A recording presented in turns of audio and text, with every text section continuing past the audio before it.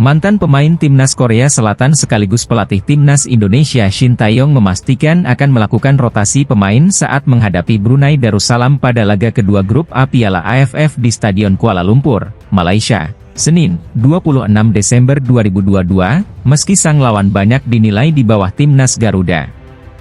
Rotasi pemain jelas kami lakukan. Apalagi kami baru menjalani satu laga. Yang jelas semua pemain tidak ada masalah, kata Shin Tae-yong pada jumpa media jelang laga di Stadion Kuala Lumpur, Malaysia, Minggu. Rahmat Irianto dipastikan menjadi pemain baru yang akan mengisi 11 pemain inti. Hal ini dipertegas dengan dibawanya pemain Persib Bandung itu oleh Shin Tae-yong ke jumpa media jelang pertandingan. Mantan pemain Persebaya itu jika dilihat dari posisinya berpeluang menggeser pemain naturalisasi Jordi Amat yang pada laga sebelumnya melawan Kamboja tampil apik meski harus mendapatkan satu kartu kuning di laga debutnya. Tenaga Jordi Amat jelas sangat dibutuhkan saat Timnas Indonesia menjalani laga ketiga grup A Piala AFF melawan tim kuat Thailand di Stadion Utama Gelora Bung Karno, Jakarta, Kamis, 29 Desember 2022. Kemenangan jelas menjadi target utama.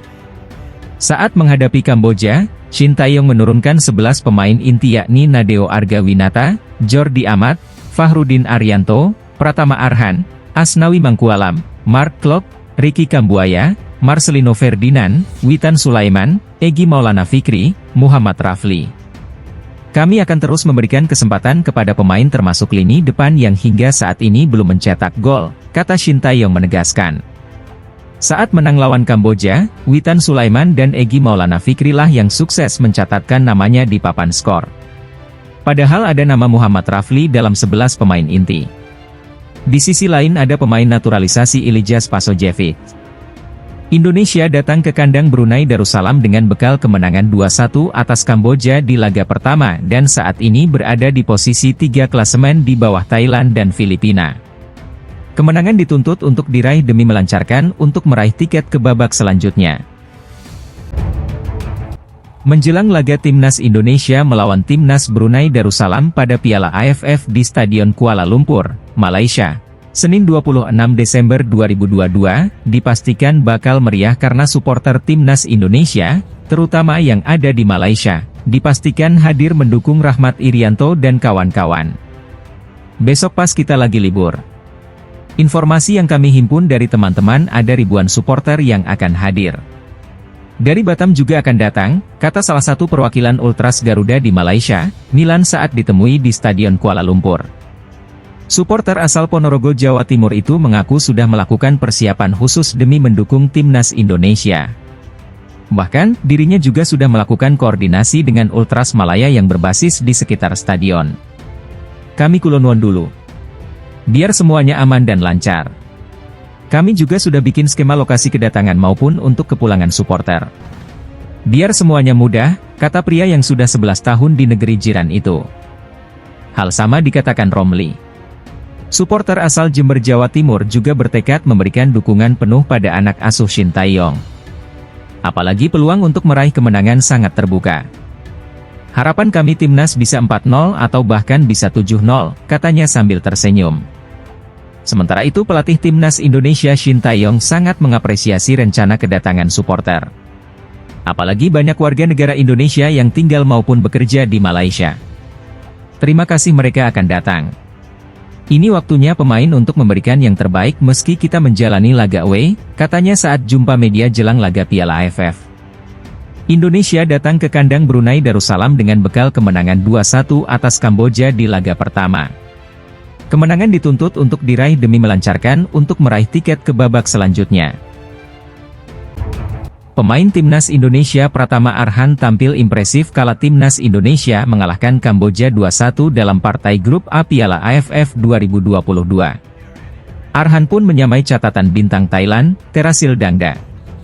Catatan impresif adalah masuk ke dalam daftar pemain yang menciptakan peluang terbanyak di Piala AFF 2022. Pada duel yang berlangsung di Stadion Utama Gelora Bung Karno, Senayan, Jumat, 23 Desember 2022, Pratama Arhan tercatat tampil sejak menit awal alias sebagai starter. Namun, sayangnya pemain asal Blora, Jawa Tengah, ini tak bisa tampil penuh. Sebab, pada menit ke-51, ia harus ditarik keluar karena sempat mengalami cedera. Meskipun tak bisa membantu timnas Indonesia selama 2 kali 45 menit, tetapi kontribusi Arhan sangat impresif. Ia menjadi pemain yang menciptakan peluang terbanyak pada laga ini. Meskipun penampilannya hanya berlangsung selama 51 menit, Pratama Arhan sukses menjadi pemain yang menciptakan peluang terbanyak dibandingkan pemain lain. Dari wilayah operasionalnya di sisi kiri, pemain yang kini merumput di Liga Jepang bersama Tokyo Verdy itu sukses menciptakan 3 peluang alias chances created. Salah satu dari peluang itu juga berhasil dimaksimalkan oleh Egy Maulana Fikri untuk mencetak gol perdana skuad Garuda ketika laga baru bergulir 7 menit. Dalam beberapa momen, Arhan memang sukses mengirimkan umpan-umpan berbahaya. Selain melalui umpan silang, lemparan ke dalamnya yang mampu menjangkau jarak jauh juga jadi ancaman tersendiri. Dengan total 3 chances created tersebut, Pratama Arhan kini merangsek naik ke jajaran atas pencipta peluang terbanyak di Piala AFF 2022. Meskipun demikian, dia masih kalah dari kapten timnas Thailand, Therathon Bunmathan, yang bertengger di puncak karena sukses mencetak 9 peluang pada laga kontra Brunei Darussalam. Pelatih timnas Thailand, Alexander Manopolking menyebut timnas Indonesia sebagai tim paling ditakuti di grup A Piala AFF 2022. Thailand saat ini memuncaki klasemen grup A dengan 3 poin usai menang 5-0 atas Brunei Darussalam. Gajah Perang tengah bersiap untuk pertandingan kedua melawan Filipina, Senin, 26 Desember 2022. Manopolking ingin pemainnya bisa tampil bagus pada setiap pertandingan, termasuk saat melawan Filipina nanti. Namun pelatih asal Brasil itu juga sudah mengawasi Indonesia yang baru saja menang 2-1 Kamboja di SUGBK, Jumat, 23 Desember 2022. Indonesia jelas merupakan tim yang paling ditakuti dan berbahaya di grup kami, ujar Manopolking dikutip dari Siam Sport. Kami berbicara dengan para pemain bahwa kami harus melangkah selangkah demi selangkah. Sekarang tujuan kami adalah mendapatkan 6 poin terlebih dahulu di 2 pertandingan pertama sebelum bertandang ke Indonesia, kata Polking menambahkan.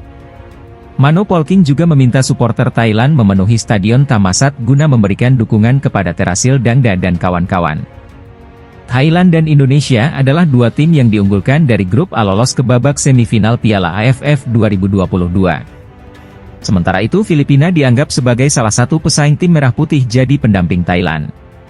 Akan tetapi peta kekuatan itu bisa sedikit berubah setelah Kamboja menang 3-2 atas Filipina pada laga pertama.